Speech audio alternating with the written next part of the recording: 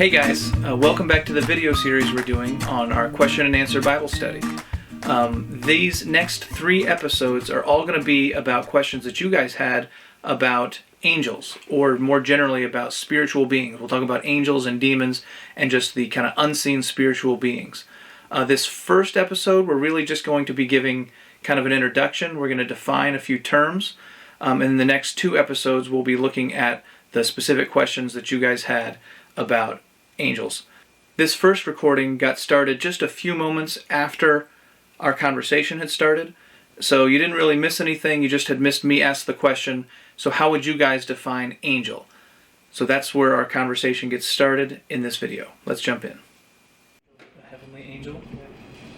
We're kind of using the word in its own definition there. Are you saying you're such an angel? Are you saying like that? No, I mean, yeah, when we say you're such an angel, what do we mean? Obviously we're being kind of You're metaphorical. like a good Amazing. Wings? You've blessed me in some way. Right, the heavenly creature, a being that's in the heavens. And in the, like we were saying, in the New Testament and in the Old Testament, sometimes the word angel will be used as a messenger just generally, but it's like 99, maybe like 98% of the time, it's talking about a heavenly being. Such that in the New Testament, it kind of became similar to how we use it in modern language. Just in general for any heavenly being. And that's important because there's other heavenly beings, especially in the Old Testament, that are not called angels, because they're not being used as a messenger. They're not bringing any message. So like when Gabriel comes and announces to Mary, hey, you're going to have a child, he's called the angel Gabriel. But does that mean he's a heavenly being? Well, not specifically. It really means he's a heavenly messenger. He's someone coming with a message. And in the Old Testament, the word angel is not usually used, and I want to say not ever used, in just a general sense, meaning a heavenly being. There's a bunch of other terms that the Old Testament uses for heavenly beings. When it uses the word angel, it's talking about a messenger from the heavens. No. Yes. So does it ever explicitly talk about an army of angels in the Bible? And if it does, then why would it be an army of messengers?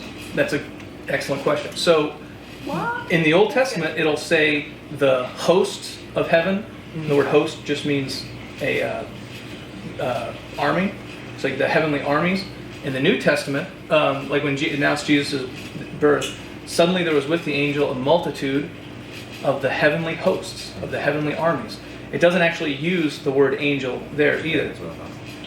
But Jesus does use the word angel when he says to Peter, remember when Peter strikes off Malchus's ear? Who remembers what Jesus says to him? Could I not call down a legion like 20 legions or whatever he says, of angels. And he does use the word angel. So it's like, in the New Testament, sometimes angel is used just generally to mean the heavenly beings. So never in the Old Testament is the army called an angel. It's like a heavenly soldier called an angel. Even when he appears to Joshua, you guys remember that story?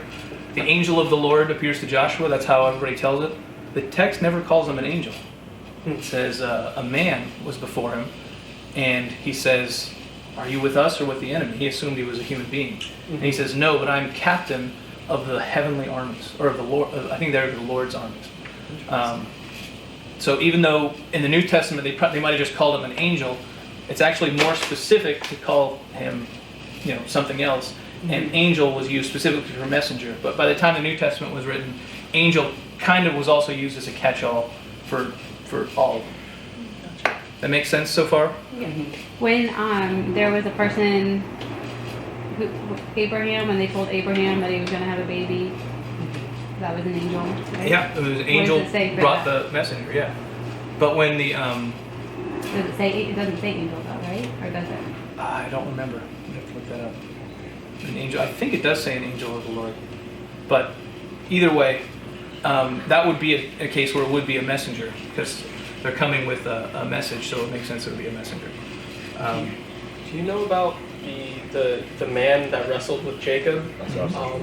Okay, yeah, because I think I've seen translations say it was an angel of the Lord, and others say it's a man. That is a good translations of it. Wasn't that Jesus? Okay. That's what we say it is. It's most often called a Christophany. Yeah. That is a good question. I don't remember if he ever uses the word angel there. It could be one of those bad translations we might talk about. Or no, y'all talked about that last week. Yeah, we talked a little bit about bad. We usually were like The message. whether it was more literal or less literal, not necessarily good or bad. Yeah. Which one are you Well, looking for? I'm looking for the Jacob wrestling with the angel. Just Google it. That's all right. I know it's right before he comes back to Esau. Genesis 32:22. 32, there it is. Yeah.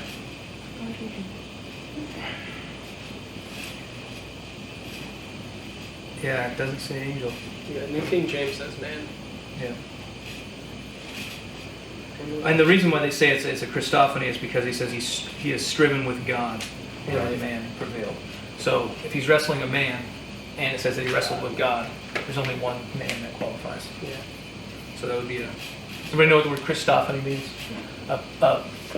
Jesus came, as a baby at Christmas, born to Mary, but he was forever existent as the second person of the Trinity, the Son of God. A couple times in the Old Testament, a man, an angel, a heavenly being will appear, and he'll be treated as God. The character with Abraham, there were 3 angels, messengers, beings there.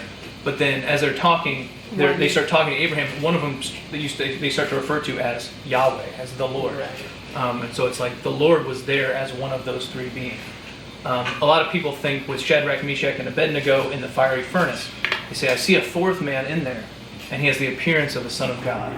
And so that might have been the pre-incarnate Christ. So,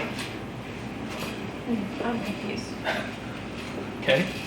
I don't get it. Jesus came So down. the before he incarnation- came down. Jesus becomes a man. He takes on flesh and blood. Right. So pre-incarnate, before his incarnation, he made appearances, and he would have been kind of like this heavenly beings. The angels would make appearances. Like he didn't have flesh and bones like he did in his earthly life, but he still would have been, coming as a man. Because That makes Jesus sense. Jesus always existed up there with the Father before Right. he came down. So I would assume he was in like his new body that he was in after he was crucified. That's a heavy question. we I can guess get into can't detail if really- we want. We can only assume one way or the other. I would say no, he wasn't it, because when he took on flesh and blood, that was a new, unique thing. And then in his resurrection, it's a new and unique thing, because God's relationship with man was forever changed after the incarnation, and then also after the resurrection and glorification. So we can. That's a real heavy discussion, but I think it might be past what we can get to tonight. That's fair. add it to the list. Yeah, we'll add it to the list. So, did I get everything here? You guys Yeah. have good questions. Wait, can you talk about what Nolan said? I'm sorry. I was trying to listen, but then I got confused and I didn't ask What was about the it. question? I honestly don't know. You said something about how can they have heavenly armies if angel means messenger and that you were Right. just So singular. here, I'll just read what I wrote here. So almost always a heavenly spirit being, angel of God or angel from heaven, literally just means a messenger. It can be used even of human beings. However, by the time the New Testament comes around, and even more so the way we talk today, it became a catch-all term for all of the heavenly beings. So Jesus will refer to the heavenly armies as angels, even though they're armies, not really angels in the traditional messenger sense. Make Okay. sense? Yes. Hey, it's Kent jumping in here again real quick. Just to make sure you caught that, the word angel, as it was used in the Old Testament, refers to a messenger. So it's not just a heavenly being generally, but specifically a heavenly messenger. And the word angel is even used for a messenger in a more general sense. It can be a human messenger. But in the Old Testament, it means messenger specifically. But just like in our modern usage of the word angel, when you get into the New Testament, sometimes the word is used more generally of all of the heavenly beings, not just as a messenger. So Old Testament, heavenly messenger. New Testament, heavenly messenger also, but also kind of more generally as heavenly being. So that was just my quick overview of the term angel. In this next section, we look at the word demon. So let's jump in. A demon. Nowhere used in the Old Testament. Ever notice that? I haven't actually. There's never a mention of a demon in the Old Testament. It actually is a term that was from Greek mythology. If you look in a Greek, classical Greek text, they'll use daimonion, the same Greek word that the English or the New Testament uses. We translate into English as demon,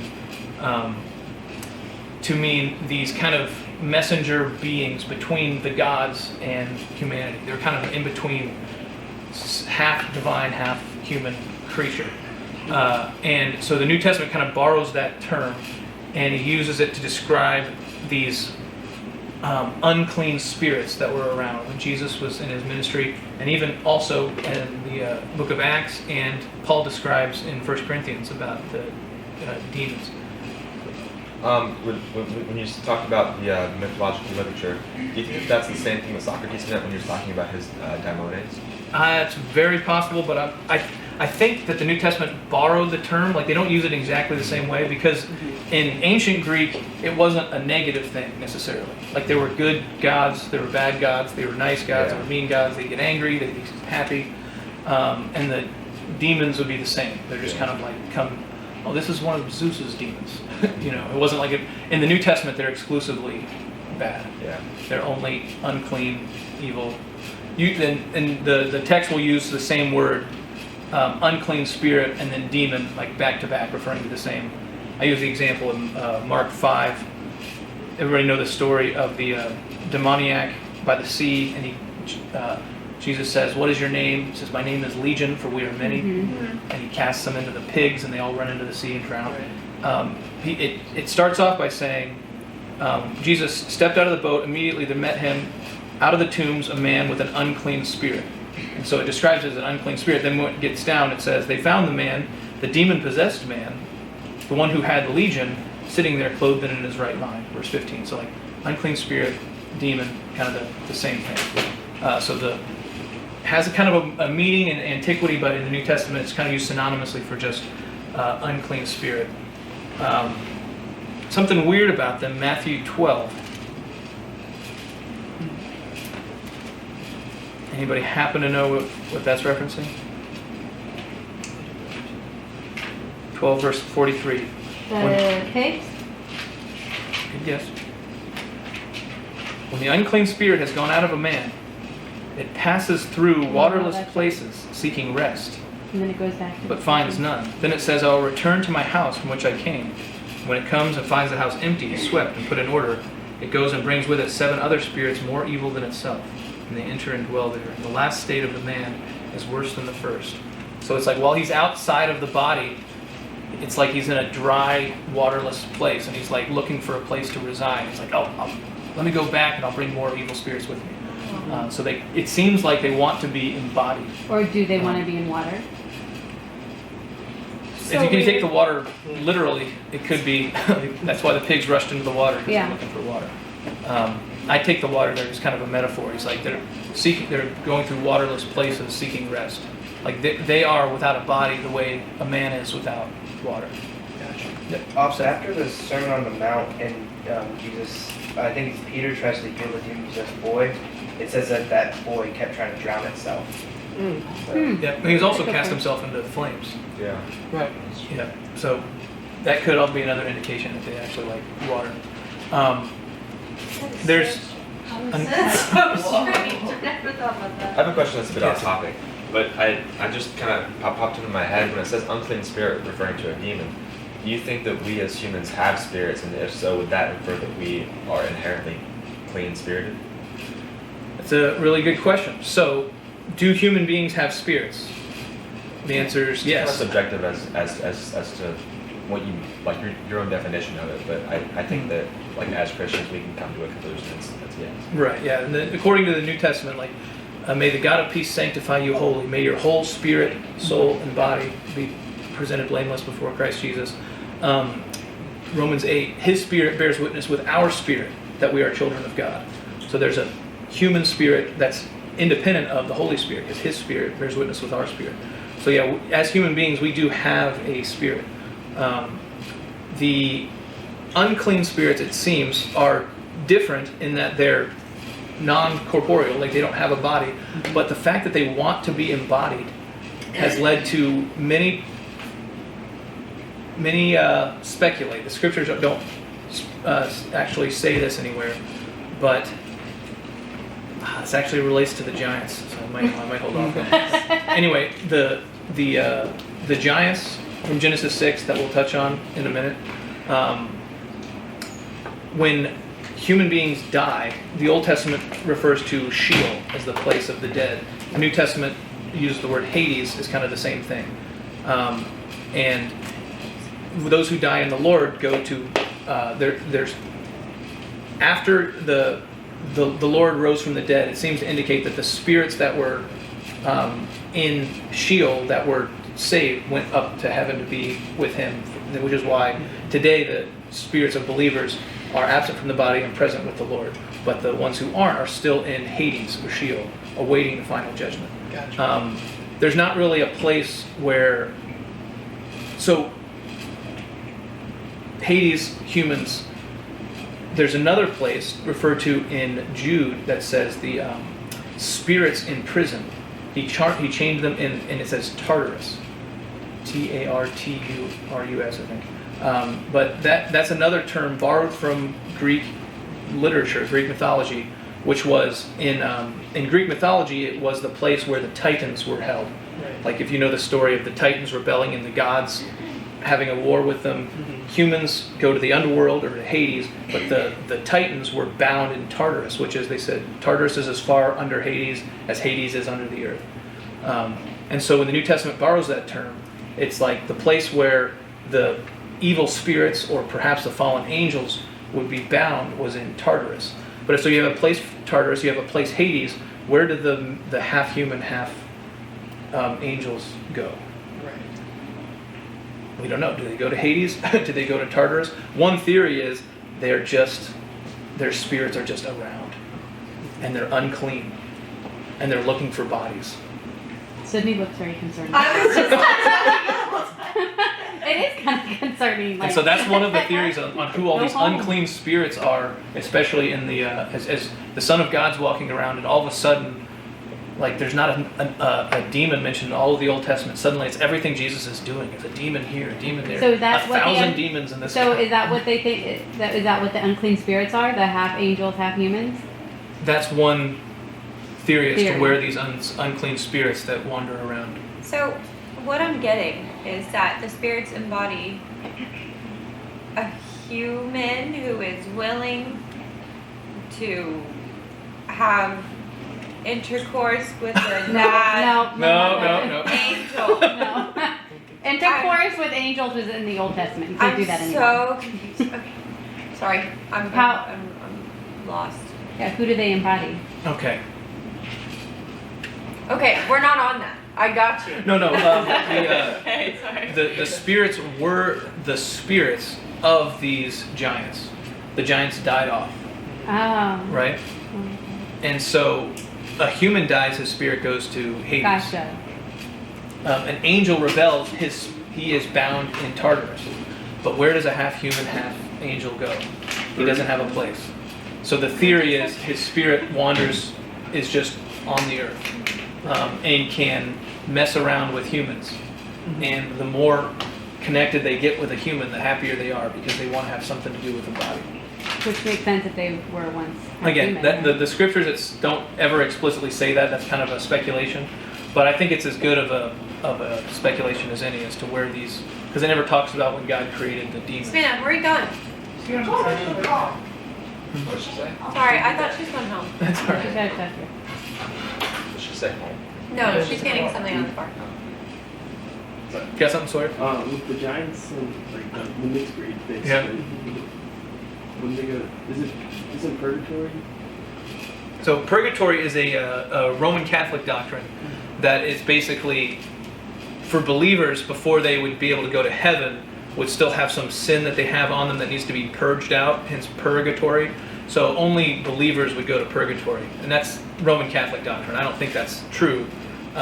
Good to know. I thought it was, and I was like, that's so weird. I didn't think it was a thing now, but it was like, Old Testament, I was like, that stinks for you. I don't know what happens in purgatory, but like, Chilling, having a not good, not bad time. they said there was like this this weird like waiting. No, it's a fiery, it's a judgment place. Like in You Catholic, burn those kind of sins off. right? Calories. But I think the biblical understanding is that the death of Christ cleanses from every sin, and so even if you have unconfessed sin in your life, you'll miss out on rewards. You'll have consequences, but you're not going to have to pay the penalty for them because it was already paid at the cross. So Catholic doctrine has purgatory, which is like where a saved person, a believer, but before they can enter heaven, there's some sin they got to burn off. That wouldn't be. I don't think it's a biblical concept at all. But even if it was, it wouldn't be what we're talking about as either Tartarus or Hades. Make sense? Any other questions? Seem to be, sorry, I got a little weird. I say we're sorry, we're getting a little weird. We're about to get a little weird. Oh, we're talking about angels, so. Okay, and it's similar to the word how the angel is kind of a catch-all for the heavenly beings, even though it actually does have a more specific meaning. You can make a case that demon is kind of done the same way. Like when Paul refers to the idol temples, and he says they're eating at the tables of demons. It's like, are those demons? Are they fallen angels? Like, he could just be using demon as kind of the way that they would use angel as kind of a catch-all for all of them. Or it could be specifically, no, those are the unclean spirits, something totally different from the fallen angels, or something totally different from whatever other evil creatures there are. Oh, wait.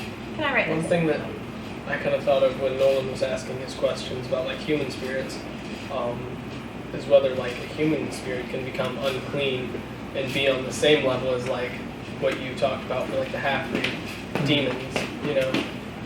It doesn't seem so. I mean, I wouldn't think so. It doesn't make sense to me. But humans are born kind of with a nature that's hostile to God. Right. It seems from the there is none righteous, Romans 3, none who seeks after God. So even a brand new baby is going to start to have a sin propensity. So even though, everybody's unclean, in that sense, in that there's sin, but that's different than the unclean spirit, which would be, it seems like something totally out of normal, not the way that God created it to be intended. Right. It's just a spirit. Disembodied spirit going around. Disembodied. Right. So, just to review one more time. The word demon, while it's not ever used in the Old Testament, it is used in the New Testament, and it's used to refer to an unclean spirit. The word demon, it's a term borrowed from Greek literature, and we discussed one possible theory as to where these unclean spirits come from. It doesn't describe them being created by God at any point, but we talked about that one theory as to where they come from. And we also mentioned that, like the word angel, the word demon is used as more of a catch-all term today for all of the kind of dark spiritual beings. There's an indication that might be the case in the New Testament, but it might not be. The word angel definitely is used in a more general sense in the New Testament. Some see the word demon being used that way as well. We talked about that in the conversation we just had. So in this next section, this final section, we're going to just define a few more terms. Specifically, they're used in the Old Testament, but also a little bit in the New, of other terms for these spiritual beings. There's also, the Old Testament uses the word elohim, which means God. And again, most of the time, that refers to God the Most High, God the Creator. In the beginning, Elohim, God created the heavens and the earth. But there are a few times where it will use the word God to refer to a created being, kind of like a lowercase g God. We don't really do that in English unless we're talking about mythology or something something we don't really believe to be real. But in the Old Testament, when they are referring to the gods of the nations, some people think it just means the wooden statues that they would build. But there's a couple verses we're going to look at, I think, that they'll say they actually see those as real heavenly beings that are real and that they're actually offering allegiance to. They're not competing with God, the Most High. They're a created being. And in the New Testament, it will sometimes refer to those beings as angels, because they're a heavenly being and they're created by God.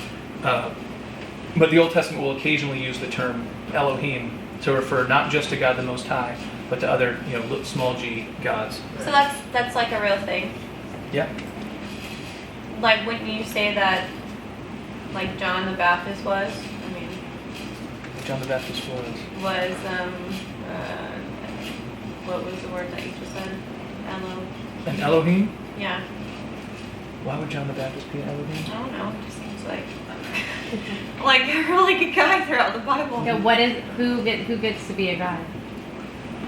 They're created creatures. They're they're heavenly. They're heavenly hosts. They're like I'm saying, we would use the term angel as kind of a catch-all for all of the heavenly hosts. In the New Testament, it'll refer to things that the Old Testament refers to as gods, as angels. Oh yes. Okay. Now that you're saying that, I can see that. I Right. remember that, yeah. Psalm 82 is probably one of the most famous ones. But we're going to hold up on that one because we're going to get into detail. We're going to get into details about that when we get to the giants. Sons of God. It's used 6 times in the Old Testament, that phrase. Does anybody remember Job chapter 1? How does the story of Job start off? Satan and the Son of God. I was actually just reading that a few minutes ago. Oh, really? Yeah. But they come to God. But they're like called to him or something. Yeah, Job 1 verse 6. Well, Job 1 through 5 describes Job. He's a real good guy. He's got a family, donkeys and oxen and everything. Verse 6. Now there was a day when the sons of God came to present themselves before the Lord, and Satan also came among them. And the Lord said to Satan, "Whence have you come?" And he's like, Job only worships you because you're so nice to him. So that's kind of how it kicks off the story. But twice in Job, 3 times in Job, there's these beings that are up there in the heavens with God that he calls the sons of God. And in I should have written it down. There's another place in Job where it refers to at the creation, the sons of God shouted for joy at the creation. So it seems that there were already these heavenly beings that the New Testament refers to as angels, usually. But in the Old Testament, they're just called sons of God. Are they're good and bad? It doesn't necessarily specify. It seems that they're good, the ones that are shouting for joy at creation. But it could be that they're bad because there's, Satan is in among the midst them of them. that's coming up and making accusation against Job. But it's basically, it's similar to how in Luke chapter 3, he gives the genealogy of Jesus. It's like, and it's the opposite of the one that he gives in Matthew. In Matthew chapter 1, it gives the genealogy of Jesus. Starts with Abraham. Abraham begat Isaac, begat Jacob, blah, blah, blah, blah, David, everybody, all the way to Joseph, who is the husband of Mary, who is the mother of Jesus.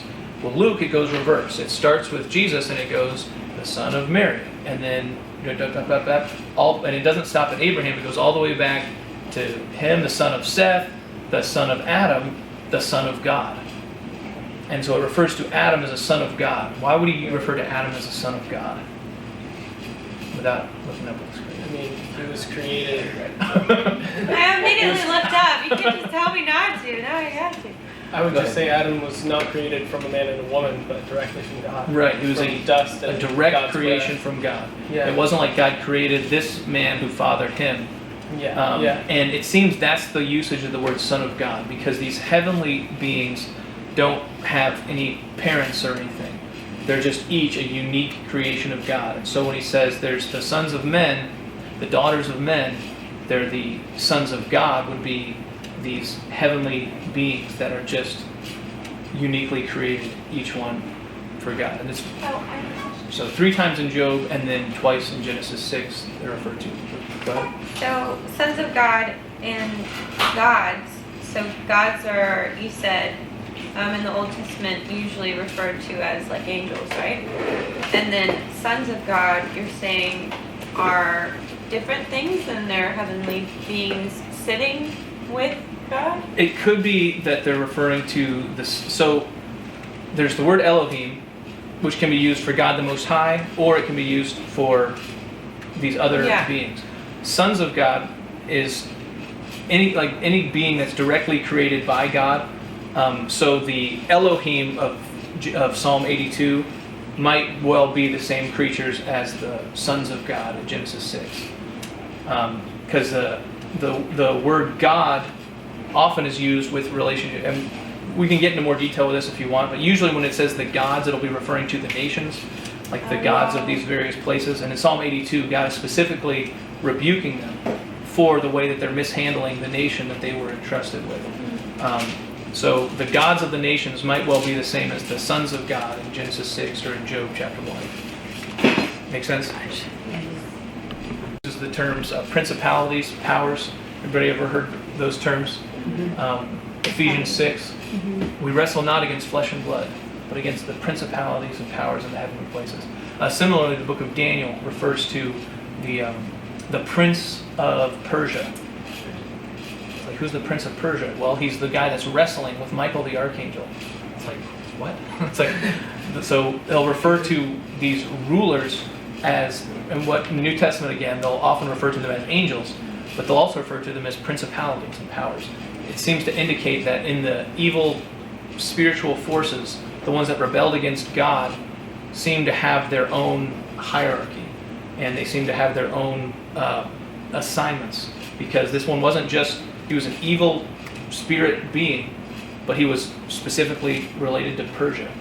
And there was indications elsewhere that God actually assigned these heavenly beings to their nations, and then they rebelled against him. And so we'll get into that in a minute. But so there's various other terms to refer to these heavenly beings. Occasionally they'll use the word Elohim, just like gods, sons of God, and the principalities and powers. So that gets us to our first question. Any questions about all of our terminology before we get to the first question? I can't say I'm like totally clear on those terms. But I think I got the gist of them. Yeah. I tried to. And that's where we'll wrap up this episode. I know we've really just gotten started, just kind of defined a few terms. In the next 2 episodes, we're going to be addressing your specific questions about angels, about demons, and about kind of this whole unseen spiritual realm. So I hope you'll come back next time. We should have 2 more episodes on this topic. So looking forward to that, and we'll see you then.